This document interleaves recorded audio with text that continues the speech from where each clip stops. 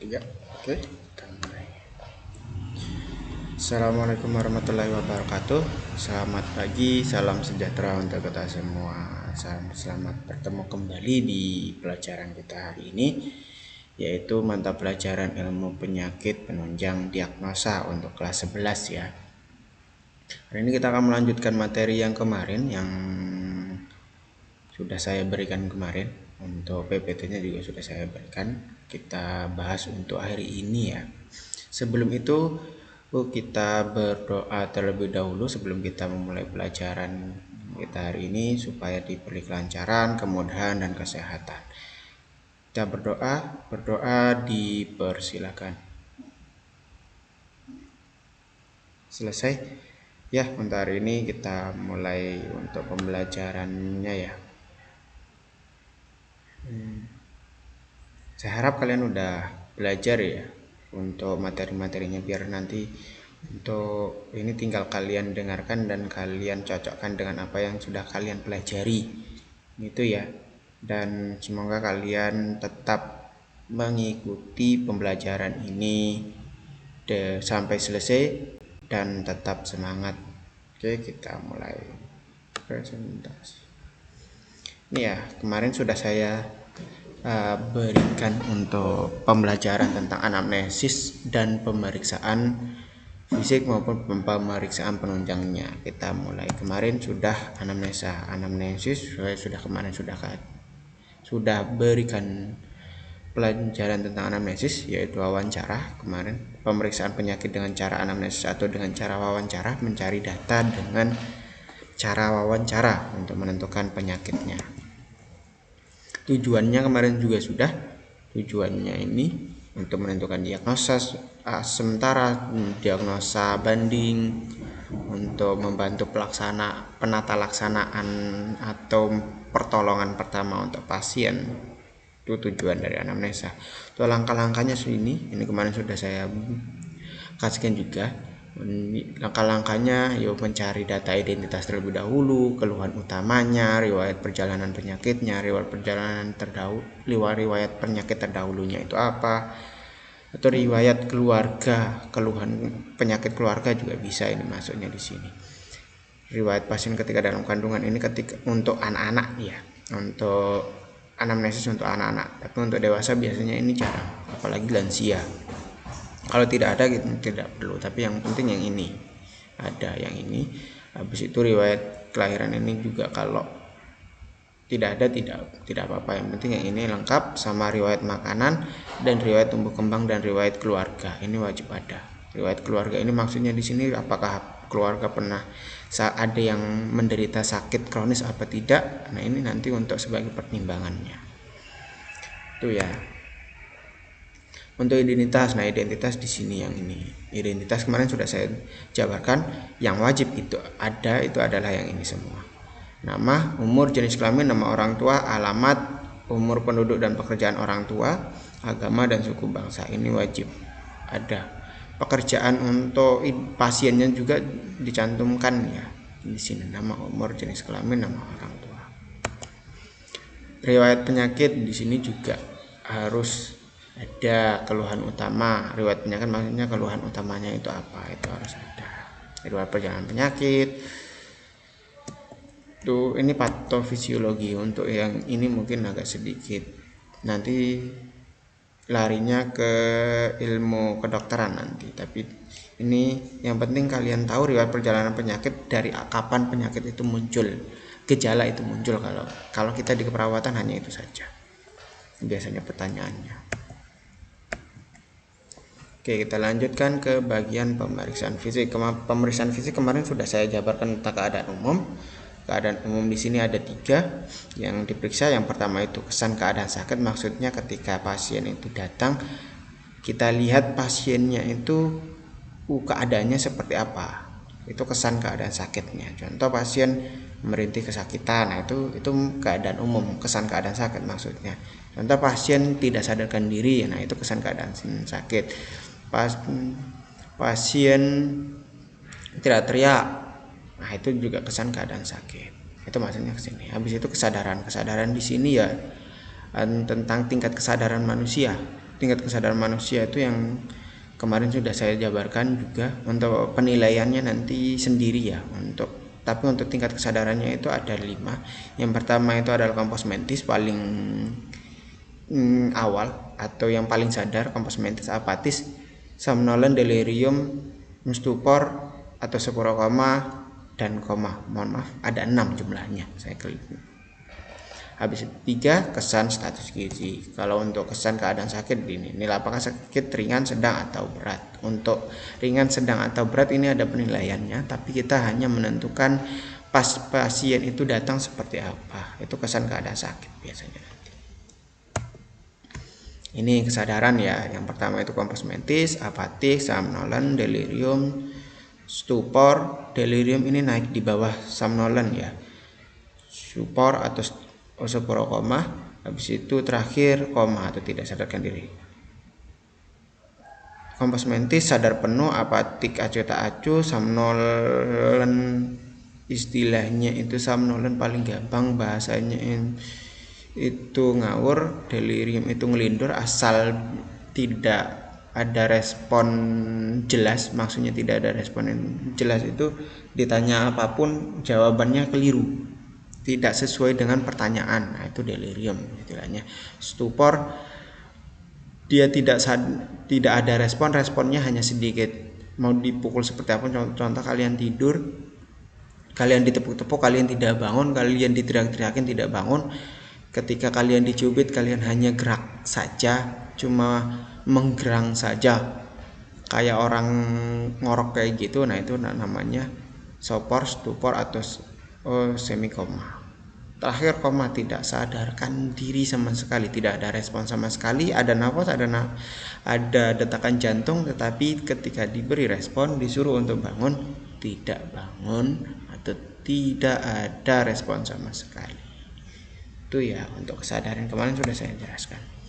Kalau status gizi ya, status gizi biasanya kita lihat kurus atau gemuk. Untuk penilaiannya nanti di bagian di sini, antropometris, menggunakan antropometris, menggunakan berat badan dan tinggi badan biasanya. Lingkar lengan atas juga bisa, tebal lipatan kulit, lingkar kepala, dada dan perut. Untuk lingkaran lengan atas dan tebal lipatan kulit biasanya digunakan untuk kalori, berapa jumlah kalori di dalam tubuh pasien. Itu ada perhitungannya sendiri. Lingkar kepala juga iya, dada dan perut juga iya. Perut ini untuk lemak-lemak tak jenuh biasanya. Tapi untuk total, untuk berat badan total itu biasanya dihitung menggunakan berat badan dan tinggi badan. Ada perhitungan sendiri. Kalau nggak salah di KDM, kebutuhan dasar manusia, kalian sudah diajarkan untuk berat badan dan tinggi badan ya. Kalau belum, silahkan nanti diinformasikan ke saya. Nanti saya akan coba untuk mencari, untuk memilih materi tentang berat badan dan tinggi badan untuk pelajaran kalian ya. Oke, kita lanjutkan. Nah, ini yang selanjutnya. Tadi sudah pemeriksaan fisik. Yang pertama, pemeriksaan fisik tadi yang pertama tentang keadaan umum. Yang kedua itu masuk ke bagian tanda-tanda vital. Ini yang paling sering dilakukan di rumah sakit dan paling fatal. Ini yang wajib kita lakukan ke setiap pasien kita. Mau pasien itu sadar, mau tidak sadar, pasien itu mau pulang, tetap kita lakukan tanda-tanda vital. Ini adalah pemeriksaan yang paling wajib dilakukan untuk menentukan penyakitnya itu apa. Biasanya tanda-tanda vital di sini. Untuk menentukan masalah pasien itu apa, langsung kita lakukan tanda-tanda vital biasanya. Contoh pasien kalian, ada orang datang rumah sakit, dilakukan tanda vital langsung. Nah, ini juga memang yang paling utama biasanya. Setelah anamnesa, ini yang paling utama. Habis itu baru pemeriksaan lanjutannya. Di dalam tanda-tanda vital itu ada 4 pemeriksaan. Yang pertama itu adalah nadi. Ya, nadi ini. Yang kedua itu adalah tekanan darah. Yang ketiga pernafasan. Yang keempat suhu. Oke, untuk tanda-tanda vital, mungkin kalian pernah lakukan pemeriksaan tanda-tanda vital ya. Kalau pas kalian kelas 1 kemarin, kalian pernah melakukan tanda-tanda vital. Nah, untuk tanda-tanda vital untuk pemeriksaan penyakit, untuk yang sebenarnya, yang secara medisnya, itu pemeriksaan tanda-tanda vital itu yang keempat ini itu harus detail. Maksudnya harus detail itu adalah contoh nadi. Kalian memperhitungkan itu biasanya hanya frekuensinya saja, berapa kali per menit contohnya. Untuk nadi pernafasan juga iya, berapa kali per menit, seperti itu kan. Tetapi untuk secara detail untuk menentukan penyakit itu apa, biasanya untuk nadi, tekanan darah, pernafasan, suhu itu harus mendetail.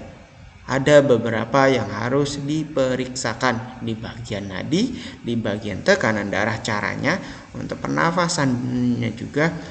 Untuk suhu mungkin suhu hanya satu saja, tapi yang paling sering itu adalah, yang paling banyak itu adalah nadi dan pernafasan biasanya nanti di sini untuk tanda-tanda vital yang paling mendetail. Oke, kita bahas satu persatu. Untuk nadi itu yang diperiksa apa saja sih? Apakah hanya perhitungan berapa ketukan selama 1 menit? Tidak. Ini dia yang diperiksa di bagian nadi. Nadi itu bukan hanya ketukan saja. Kalau ketukan itu namanya frekuensi. Berapa lamanya dalam 1 menit itu namanya frekuensi. Frekuensi nadi. Kalau kalian lakukan pemeriksaan nadi, contoh sekarang 60 kali per menit kalian dapatkan hasil, itu namanya frekuensi nadi. 100 kali per menit itu namanya frekuensi nadi. Ingat ya, nadi itu rentang normalnya itu adalah 60 sampai 100 kali per menit, jangan keliru. Nadi itu rentang normalnya itu adalah 60 sampai 100 kali per menit. Itu rentang normalnya. Itu frekuensi nadi namanya. Nah, setelah frekuensi nadi kita periksa iramanya juga. Ini yang lebih mendetail. Maksudnya irama itu adalah nadi itu memiliki ketukannya sendiri-sendiri. Setiap orang itu memiliki ketukannya masing-masing.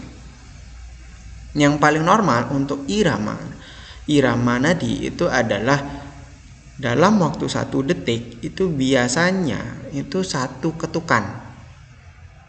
Paling banyak itu adalah 2 ketukan. Contoh, silahkan kalian cek nadi kalian sendiri. Dalam 1 detik itu berapa ketukannya dia. Nah, itu namanya irama. Itu namanya irama ya.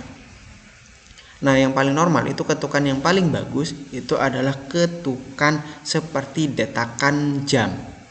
Detik jam itu loh. Kalian kalau ada jam dinding, kalian coba dekatkan telinga kalian, di sana ada ketukannya. Tok tok tok, itu seimbang dia. Antara ketukan 1 dan kedua itu jaraknya itu pas. 1, 2, 3, 4 itu jaraknya pas. Itu namanya irama.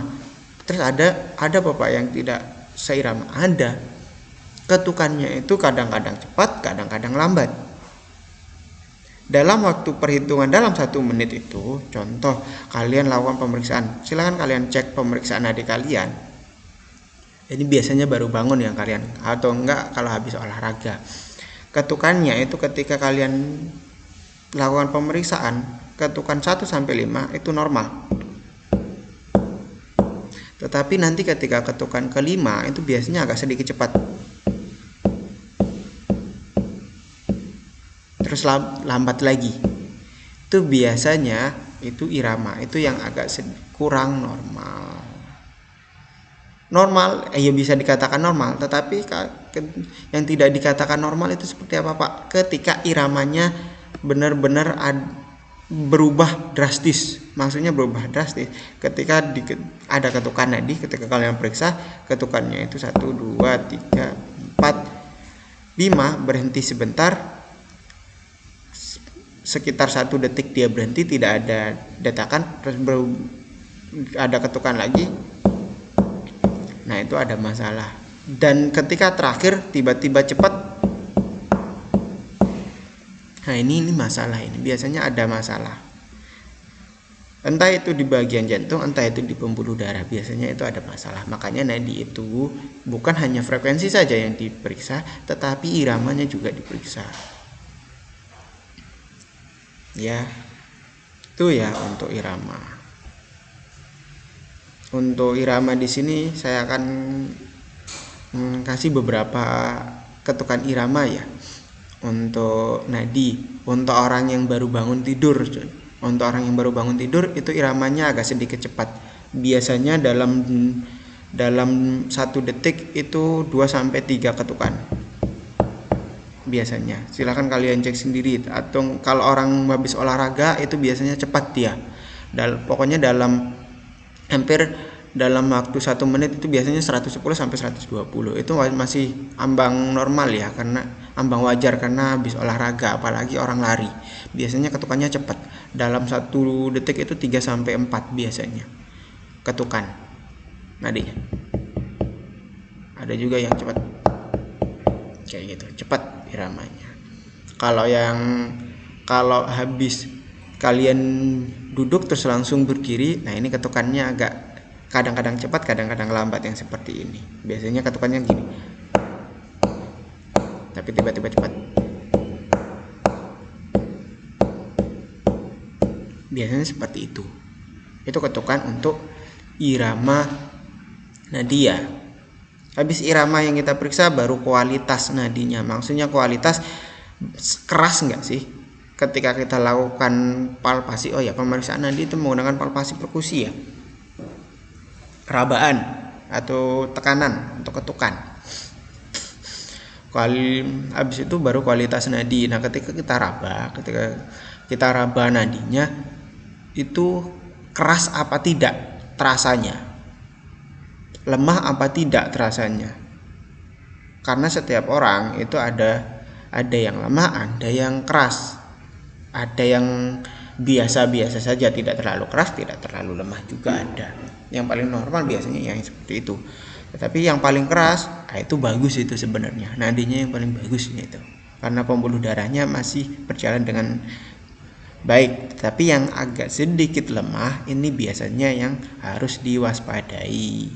Waspadainya kenapa Pak? Karena biasanya yang lemah itu berarti ada masalah di bagian pembuluh darah. Biasanya orang-orang yang mengalami kelemahan ketukan nadi itu biasanya ada yang dehidrasi. Makanya kalau kalian lari lama terus kalian capek, kalau ketukannya itu keras awalnya, tetapi ketika akhir dia mulai lemah, hampir tidak terasa sama sekali, itu berarti ada dehidrasi di sana. Harus dilakukan rehidrasi atau pemberian cairan, biasanya elektrolit. Itu kualitas nadi. Itu ya kualitas nadi. Habis kualitas nadi baru ekualitas nadi. Maksudnya ekualitas nadi itu adalah ketukan ketika awal sampai akhir itu apakah seimbang, atau ketika awal dia cepat, ketika awal itu dia normal ketukannya, tidak cepat tetapi biasa saja, dan sampai akhir itu baru mulai cepat. Itu namanya kualitas nadi ya. Atau apakah ketika awal dia cepat dan akhir itu mulai melambat, itu namanya ekualitas nadi. Hampir sama seperti kualitas nadi, ekualitas nadi. Dan ketukannya apakah ketika awal terasa keras atau ketika akhir terasa lambat, itu namanya ekualitas nadi. Ini pemeriksaan yang paling detail untuk nadi keempatnya ini. Ya, silakan kalian pelajari, silakan kalian cek nadi kalian sendiri, frekuensinya berapa, iramanya itu ketukannya itu seirama apa tidak, atau apakah di perhitungan ketika detik ke sekian nilainya sudah mulai cepat apa tidak. Nah, itu irama namanya. Dan apakah nadi itu terasa sangat keras atau terasa lembut atau terasa hampir tidak terasa sama sekali. Nah, itu kualitas nadi. Kualitas nadi ketika awal cepat atau akhir lambat. Nah, ini juga ditulis kualitas nadi. Itu ya pemeriksaan nadi. Di sini maksudnya kualitas nadi pada keadaan normal, nadi keempat ekstremitas sama tapi koartasi aorta atas lebih kuat dari bawah. Ini ya pemeriksaannya. Maksudnya itu aorta di pembuluh darah di nadi yang menuju langsung ke jantung di aorta itu agak sedikit keras, ekstremitas sama. Nadi keempat ekstremitas sama. Ekstremitas maksudnya nadi yang paling dari nadi ekstremitas itu maksudnya ini ya, yang ekstremitas atas. Untuk keempat ekstremitas sama. Maksudnya ekstremitas itu ada atas dan bawah ya. Ekstremitas kita itu yang tangan.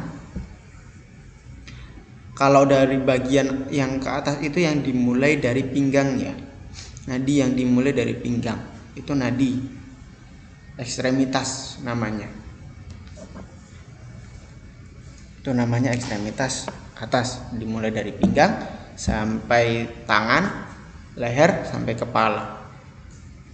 Ya, tangan kalian udah tahu nadi-nadi kan ya? Nanti silahkan kalian cari, nanti saya akan kasih gambarnya. Sebentar, saya carikan gambarnya. Nanti saya cantumkan di sini ya untuk gambarnya. Kita lanjutkan saja dulu untuk nanti saya kasihkan nadi. Saya kasihkan gambarnya. Oh ya, untuk itu nanti pas di terakhir saja saya kasihkan gambarnya. Saya belum cari lagi soalnya.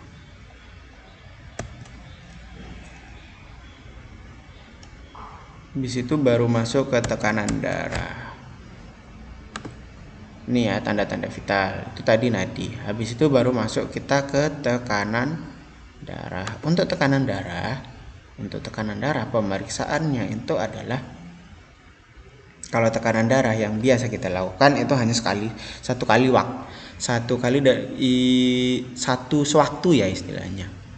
Jadi kita lakukan pemeriksaan udah sehari cuma sekali tok. Nah itu biasanya kita ya tekanan darah. Tetapi untuk menentukan apakah ada masalah di bagian tekanan darah itu tidak bisa dilakukan pemeriksaan hanya sekali tok dalam satu waktu. Kalau di rumah sakit, kalau kalian pernah datang ke rumah sakit atau berobat di rumah sakit atau pernah ada keluarga kalian yang pernah rawat inap di rumah sakit, biasanya kalian lihat saja perawatnya pasti melakukan pemeriksaan tekanan darah biarpun paginya sudah, di waktu siang dan malam itu biasanya pasti dilakukan lagi. Kenapa bisa seperti itu? Karena untuk menentukan secara pasti apakah ada masalah di bagian pembuluh darah atau tekanan darah atau di jantungnya apa tidak, atau di bagian organ yang lain ada masalah apa tidak, dilakukan pemeriksaan tekanan darah itu harus teratur dan tertib. Dalam satu hari itu wajib dilakukan 3 kali, wajib minimal biasanya tekanan darah. Itu tekanan darah ya. Jadi tidak serta-merta ketika kalian melakukan pemeriksaan tekanan darah, contohnya pasti di luar atau di komunitas, di luar tekanan darahnya 100, contoh mbah-mbah kalian, bukan mbah, ibu-ibu lah, ibu-ibu kalian cek terus tekanan darahnya itu 140/90, kalian langsung menjudge pasiennya itu penyakitnya ini udah hipertensi bu, itu keliru ya, itu salah. Tidak bisa dilakukan, tidak bisa ditentukan apakah itu hipertensi apa tidak ketika dilakukan pemeriksaan tekanan darah hanya 1 kali dalam satu hari. Itu tidak bisa, itu ada tahapannya dia.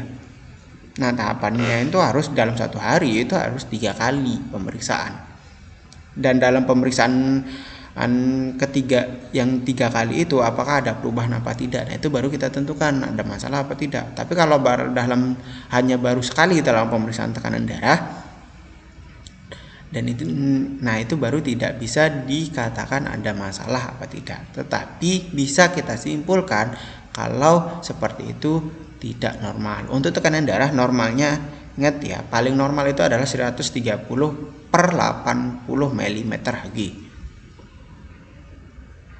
Itu ya, itu untuk pemeriksaan nadi. Jadi pemeriksaan tekanan darah dalam satu hari 3 kali ya, pemeriksaan pagi, siang dan malam. Tetapi untuk di luar, kalau tidak bisa dalam satu hari kita berlakukan pemeriksaan 3 kali dalam sehari, contoh pagi, siang dan malam seperti makan, kita tidak bisa lakukan. Bisa dilakukan dengan waktu posisi. Maksudnya di sini itu adalah dengan 3 posisi. Jadi pemeriksaan tekanan darah untuk menentukan apakah ada masalah apa tidak, itu kita lakukan pemeriksaan dengan 3 posisi. Maksudnya 3 posisi itu seperti apa? 3 posisi. Pertama itu adalah posisi tidur, posisi duduk, dan terakhir posisi berdiri. Ini tiga posisi ini adalah pemeriksaan tekanan darah ketika kita mau menentukan pasien itu ada masalah dengan segera apa tidak. Ini biasanya dilakukan. Jadi tekanan darah, contoh kalian lakukan pemeriksaan tekanan darah, datang pasien kalian suruh baring, periksa tekanan darah, habis itu kalian suruh duduk, langsung periksa tekanan darah, habis itu kalian suruh pasien kalian berdiri, lakukan pemeriksaan tekanan darah.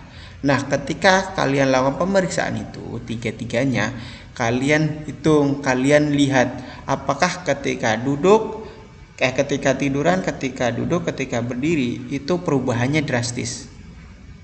Biasanya yang normal itu adalah perubahannya antara ketika pasien itu tiduran dan duduk itu hanya paling banyak itu 10 mm Hg ya, paling banyak. Tetapi ketika dia berdiri berubah lagi 10 lagi, nah itu berarti ada masalah di bagian tekanan darah atau di bagian jantungnya, pembuluh darahnya ada masalah. Yang normal itu adalah biasanya ketika kita lakukan pemeriksaan ketika tiduran dan pasien itu duduk, kita lakukan pemeriksaan lagi, itu paling banyak itu adalah 10. Ketika periksa pasien itu berdiri normal, masih tetap sama seperti yang duduk. Nah, ini nggak ada masalah itu biasanya. Biarpun tekanan darahnya 130/70 atau 80 atau 140/80 atau 70 tergantung usianya ya. Itu tekanan darah. Biasanya masih dianggap wajar. Ya. Itu tekanan darah. Terus caranya gimana Pak untuk waktu, apakah langsung dilakukan pemeriksaan? Nah, ini ada jedanya, ada jaraknya, ada waktunya untuk tekanan darah. Ketika kalian lakukan, contoh pasien kalian suruh untuk tidur, kalian lakukan pemeriksaan tekanan darah langsung 2 kali ya, pemeriksaan tekanan, habis itu validasi. Habis pasien kalian cek, kalian suruh untuk duduk. Ketika pasien itu kalian suruh untuk duduk, ditunggu selama 5 menit. Ditunggu selama 5 menit. Habis 5 menit baru kalian cek lagi. Habis selesai duduk, kalian suruh berdiri. Tunggu sampai 5 menit, pasien kalian baru kalian cek. Nah, itu caranya untuk pemeriksaan tekanan darah ya. Jadi tidak langsung kalian suruh pasien kalian tiduran, kalian cek, habis itu langsung kalian suruh duduk, kalian langsung cek. Habis itu kalian suruh berdiri, kalian langsung cek. Nah, ini keliru, itu kurang tepat ya, tidak tepat, bukan kurang, emang tidak tepat seperti itu. Caranya tiduran dulu, habis tiduran duduk, tunggu 5 menit, cek, habis itu kalian suruh berdiri, tunggu 5 menit, cek, seperti itu ya untuk pemeriksaan tekanan darah. Setelah tekanan darah baru pernafasan dan suhu. Untuk pernafasan hampir sama seperti nadi ya. Untuk pernafasan di sini. Nah, pernafasan di sini yang kita cek itu adalah frekuensi pernafasan. Berapa lama sih dalam 1 menit itu nafas manusia itu bernafas? Nah, ini tuh namanya frekuensi pernafasan ya, seperti tadi. Untuk normalnya pernafasan itu adalah 16 sampai 24 kali per menit ya. Untuk nafasnya. Irama atau keteraturan, teratur enggak ketika tarik nafas maupun menghembuskan nafas, dari mulai yang pertama sampai yang terakhir itu iramanya teratur apa tidak, iramanya seimbang apa tidak dalam 1 menit. Itu ya, biasanya dalam waktu 5 detik itu biasanya 1 hembusan nafas biasanya. Silahkan kalian cek nafas kalian sendiri. Kalau tidak teratur gimana Pak? Berarti ada masalah. Orang-orang sesak nafas atau asma itu tidak teratur ya? Atau ada masalah di bagian paru-paru, itu biasanya tidak teratur. Tidak teraturnya seperti apa? Cepat. Tarikan nafas cepat, hembusan nafasnya lambat. Tarikan nafasnya lambat, hembusan nafasnya cepat, biasanya seperti itu. Untuk irama pernafasan. Udah ya seperti itu. Langsung. Atau juga ada dua-duanya yang cepat. Jadi tarikan nafasnya cepat, hembusan nafasnya cepat.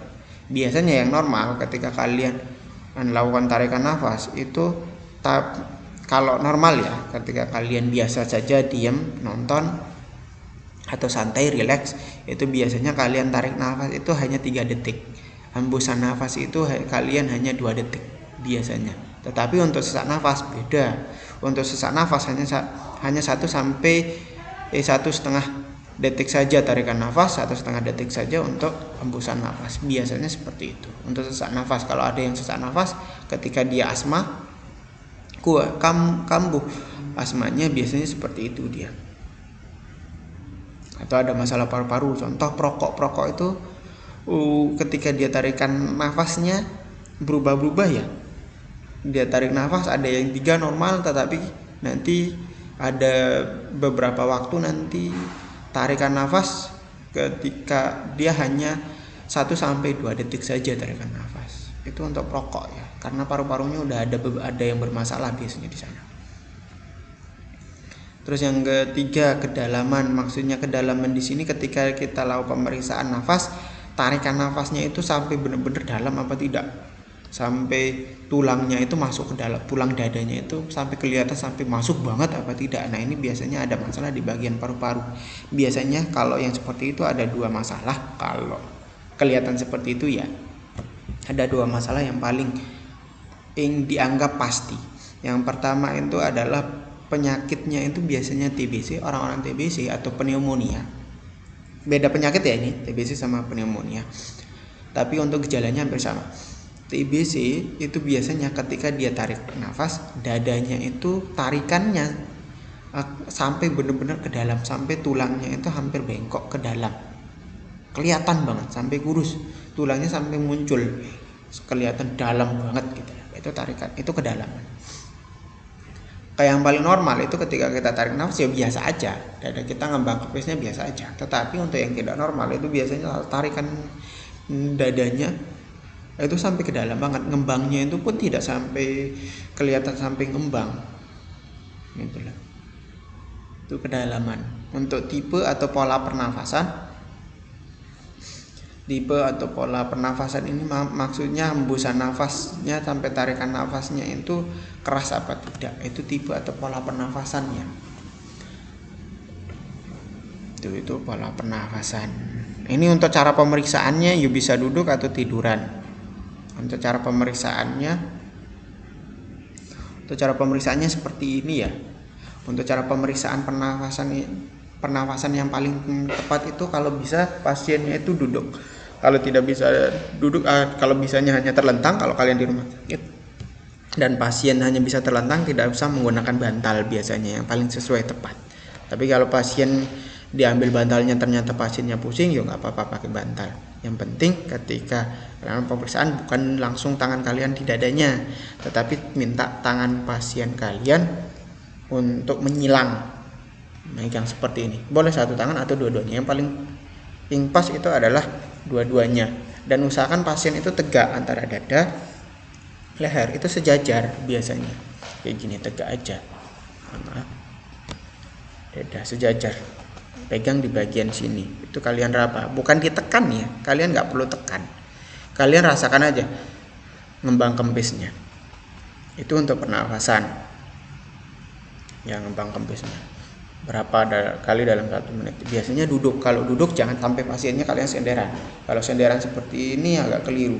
Usahakan kalian sampai pasien kalian itu tegak aja. Dada agak sedikit mencondong ke depan itu nggak ada masalah. Itu dirasakan ya, jangan sampai senderan. Tapi kalau pasien kalian tiduran ya nggak apa-apa tiduran. Tapi yang paling tepat itu duduk ya untuk pernafasan. Biasanya lebih detail, bisa dirasakan dengan mendetail. Itu untuk pernafasan. Untuk suhu tubuh ya dilakukan pemeriksaan. Pemeriksaan suhu tubuh itu biasanya ada 4 tempat. Yang pertama itu mulut, yang kedua itu median di bagian telinga, dalam telinga. Untuk suhu ya, yang pertama itu mulut, yang kedua itu adalah median di bagian telinga, yang ketiga itu aksila di bagian ketiak, tengah ketiak, yang keempat itu adalah di bagian dubur atau anus ya. Itu tempat pemeriksaan suhu. Untuk dewasa di mana sih Pak? Untuk dewasa yang paling sering itu ya aksila. aksila sama di bagian median telinga otitis, di bagian median telinga, dalam telinga. Untuk anak-anak itu biasanya yang paling tepat itu adalah di bagian mulut, di bagian anus biasanya. Tapi kalau mau lebih detail lagi untuk pemeriksaannya, itu yang paling cocok untuk suhu itu adalah di bagian anus, tetapi jarang dilakukan karena kenyamanan larinya nanti. Ya. Biasanya untuk bubur, kalau dulu untuk pemeriksaan anus itu biasanya bayi yang baru lahir atau bayi usia 0 sampai 8 bulan itu biasanya kalau dulu saya pas praktik itu untuk usia 0 sampai 8 bulan itu untuk suhu, untuk menentukan suhunya tinggi apa tidak, biasanya dilakukan pemeriksaan di bagian dubur atau anus. Ya. Yang paling bagus untuk pemeriksaan suhu yang biasa, yang digital, yang tempel aksila itu ya yang paling bagus. Untuk yang tembak Pak, ya itu ada ya beberapa yang keliru, ada yang tidak nanti. Itu persenan akurasinya agak sedikit kurang sesuai mungkin nanti. Ya. Itu ya untuk pemeriksaan suhu. Oke, kita lanjutkan. Itu tanda-tanda vital. Setelah tanda-tanda vital baru kita masuk ke pemeriksaan selanjutnya. Pemeriksaan terakhir untuk pemeriksaan fisik. Itu namanya status generalis atau status pemeriksaan fisik head to toe. Maksudnya pemeriksaan fisik head to toe itu adalah pemeriksaan dari mulai ujung rambut sampai ujung kaki atau kuku kaki. Itu pemeriksaannya. Nah, yang dinilai di bagian dari mulai ujung ujung rambut sampai kaki itu adalah yang ini. Yang dinilai. Yang pertama itu adalah yang paling wajib ya, yang harus ada yang ini. Mukosa kulit atau subkutis yang menyeluruh. Ini untuk kulit-kulit. Kalau rambut biasanya ya warna-warna kelebatan saja. Tuh, yang pertama itu adalah warna kulit, atau kalau dari rambut ya warna rambut. Warna rambut itu warna yang normal, yang alami itu warna rambut itu ada 3 ya, jangan keliru. Kalau ada yang warnanya biru itu bukan alami ya, itu cat saja. Coklat cerah itu bukan warna alami. Yang warna alami itu adalah 3. Yang pertama itu adalah hitam pekat, itu adalah warna paling bagus untuk rambut dan yang paling normal. Yang kedua itu adalah warna coklat kehitaman, maksudnya coklat gelap. Nah, ini warna yang normal. Kenapa bisa warnanya seperti itu? Itu biasanya karena terpapar sinar matahari atau ada masalah di bagian pembuluh darah, biasanya seperti itu. Dan yang terakhir itu adalah warnanya putih. Warna putih itu kematian jaringan di bagian otak, biasanya ada pembuluh darah yang putus atau mati, tidak mengalirkan darah di bagian rambut, biasanya seperti itu, makanya warnanya putih. Warnanya itu ya, kok bisa ada yang putih Pak, mbak kok putih? Nah, itu karena biasanya kalian cek aja, yang warnanya putih itu pasti ada masalah di bagian pembuluh darah, tensinya pasti. Mbak itu kalau tensinya tinggi atau tensinya rendah, itu biasanya langsung muncul warna putih rambutnya. Semuanya sama. Ya, itu untuk warna rambut ya. Jadi yang paling bagus itu warna hitam. Kalian mau cat jangan, kasihan rambut kalian. Rambut kalian itu adalah tempat pembuluh darah di bagian otak ya. Jadi rambut kalian itu penting. Jangan dicat sembarangan. Kalau warnanya hitam itu paling bagus. Itu menandakan kalian pembuluh darah kalian sehat. Kalau ada warna putih biasanya itu ada masalah di bagian darah. Tapi tidak terlalu membahayakan, biasanya biasa saja. Jangan dicabut ya. Kalau yang warna putih itu kalian jangan asal nyabut ya. Dipotong aja nggak apa-apa, tapi jangan dicabut. Apalagi sampai mencabut sampai ke akar-akarnya. Ada mitos yang mengatakan kalau dicabut warna putih langsung nanti akan merembet ke yang lain. Nggak ada, itu hanya mitos saja. Rambut itu tidak menyebar warna putihnya. Tidak mampu untuk menulari rambut-rambut yang lain ya, warna putih. Jadi jangan digubris yang seperti itu. Kalau ada yang warna putih ya kalian potong ya nggak apa-apa, tapi jangan dicabut saja, atau dibiarkan ya nggak apa-apa, dibiarkan gitu. Itu ya, kalau warna putih Emang kenapa Pak warna putih? Kalau warna putih itu menandakan rambut kalian sudah mati ya, tidak bisa tumbuh atau tidak bisa lebat, biasanya seperti itu. Itu warna putih. Ya, itu rambut. Habis warna kulit baru sianosis. Sianosis di sini maksudnya warna di bagian kulit ada yang warna kebiruan ya. Sianosis ini artinya kebiruan. Jadi kalau contoh kalian jatuh kebiruan, kalian jatuh terus muncul warna biru-biru, kebiruan, memar biru. Nah, itu maksudnya itu adalah sianosis ya. Sianosis. Habis itu ada ikterus juga. Ikterus itu maksudnya artinya kekuningan. Warna kulitnya kekuningan apa tidak? Biasanya bayi baru lahir yang prematur atau bayi yang kelahirannya harus segera, belum waktunya harus sudah keluar dan terkena udara luar dan hatinya belum seutuhnya berfungsi sehingga keracunan oksigen biasanya nanti itu namanya ikterus, warnanya kuning. Matanya di dalam bola matanya di sini, di kornea, di pupil itu warnanya kuning. Nah, itu namanya ikterus. Itu namanya ikterus namanya. Ya. Ikterus. Habis itu kepucatan, pucat enggak di kulitnya, ada eksema. Eksema itu maksudnya itu adalah radang, luka atau benjolan merah biasanya. Itu namanya eksema. Habis itu eritema kulit, kemerahan apa tidak di bagian kulit. Itu eritema itu maksudnya kemerahan. Kalau eksema ini radang ya, peradangan di bagian kulit. Warna merah atau warna putih, tiba-tiba putih ya, itu namanya eksema. Eritema kemerahan. Kulitnya lembab apa tidak, kering apa tidak, bersisik apa tidak, saking keringnya sampai bersisik. Nah, ini ada masalah di bagian kulit. Habis itu turgor kulit, maksudnya turgor kulit ini elastisitas kulit ya, elastisitas kulit. Kita untuk yang normal itu elastisitas kulit kita hitungannya dalam 0,1 detik, 0,5 detik lah, itu langsung kembali normal.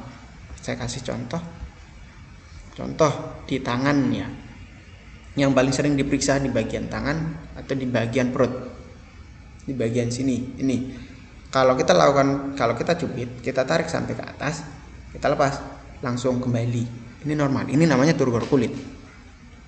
Tetapi kalau ada yang seperti ini, ketika kalian tarik, ketika kalian langsung lepas dan tiba-tiba lambat sekali untuk turunnya kembali normalnya, itu berarti ada masalah di bagian elektrolit atau keseimbangan cairannya ada yang bermasalah biasanya. Itu terjadi pada siapa? Mbah-mbah. Silakan kalian cek mbah-mbah yang udah usianya 60 ke atasan ya, itu biasanya udah kulitnya udah mulai tidak elastis. Itu biasanya untuk turgor kulit itu menandakan ada kehilangan cairan atau elektrolit yang berlebihan biasanya nanti. Makanya harus banyak-banyak minum. Untuk orang dehidrasi juga seperti itu. Contoh kalian pas di rumah sakit besok, kalian temukan pasien kalian periksa turgor kulitnya, kalian tarik kulitnya, terus padahal orangnya gemuk, harusnya kembalinya normal kok tiba-tiba lambat. Nah, itu biasanya dehidrasi parah biasanya seperti itu.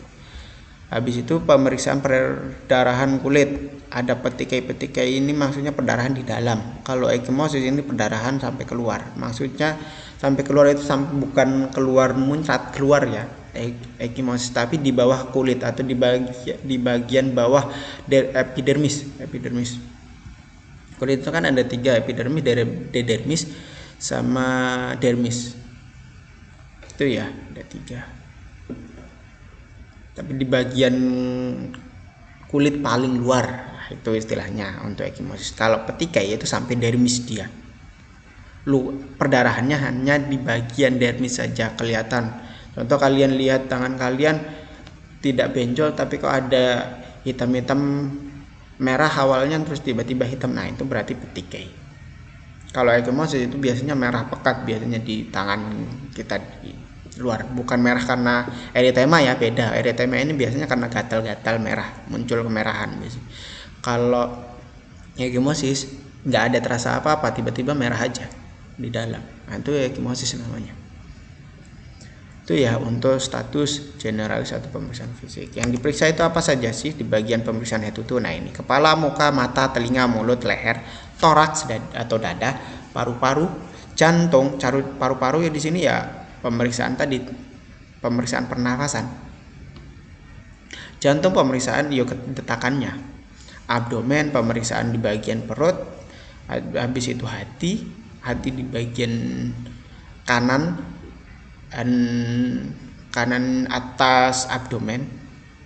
Limpa, ginjal, genitalia eksterna, anus, ekstremitas. Maksudnya ekstremitas ya atas bawah, boleh dimulai dari perut ke atas sampai kepala, sampai perut ke bawah sampai ujung kaki. Ini itu namanya ekstremitas. Ini ya yang diperiksa. Bagian-bagian pemeriksaan head to toe. Habis itu baru pemeriksaan penunjang. Untuk pemeriksaan penunjang nanti saya akan kasih materinya sendiri, karena pemeriksaan penunjang itu sendiri dia.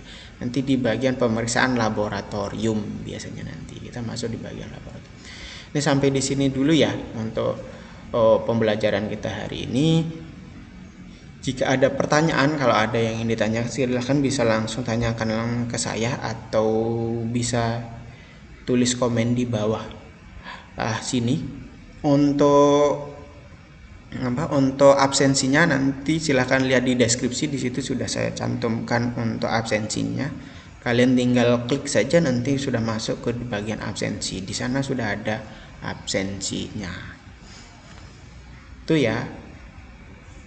Untuk hari ini itu saja dari saya. Kurang lebihnya mohon maaf. Jika ada kekeliruan atau kesalahan dalam saya menginformasikan materi ini atau kata-kata saya ada yang keliru, mohon untuk dibenarkan. Dan untuk lanjutnya besok kita masuk ke materi untuk pemeriksaan penunjang, nanti materinya sendiri ya karena terlalu banyak. Ini sampai sini saja, sampai pemeriksaan fisik. Kita langsung ke materi penyakitnya nanti. Untuk penyakitnya nanti itu ya untuk ini. Jika nanti kalau ada apa-apa silahkan langsung WA saja. Kalau ada yang masih bingung silahkan WA, nanti saya akan berikan penjelasan lebih lanjutan lagi kalau memang ada yang bingung. Itu ya, itu saja untuk hari ini. Saya akhiri. Oh ya, sebelum saya akhiri saya ingatkan lagi ya untuk tetap jaga kesehatan, tetap di rumah, stay home, lakukan protokol kesehatan. Ingat kalau kalian keluar gunakan masker, jangan mengikuti orang lain ya, karena kalian lihat di luar itu sudah rame, boleh bebas, sudah tidak ada virus corona. Jangan seperti itu ya, tetap masih ada, karena corona ini tidak akan hilang kecuali sudah ditemukan vaksinnya, itu baru hilang. Itu ya, jadi jangan terlalu termakan sama hoax di internet yang menyatakan ini nggak apa-apa. Jangan seperti itu. Kita tenaga medis harus bersikap kritis ya untuk yang seperti itu. Yang penting jaga kesehatan saja, sering-sering olahraga, gunakan masker, cuci tangan, dan tetap hidup bersih sehat. Itu ya. Sekian dari saya, itu saja. Kurang lebihnya mohon maaf. Saya akhiri. Wassalamualaikum warahmatullahi wabarakatuh.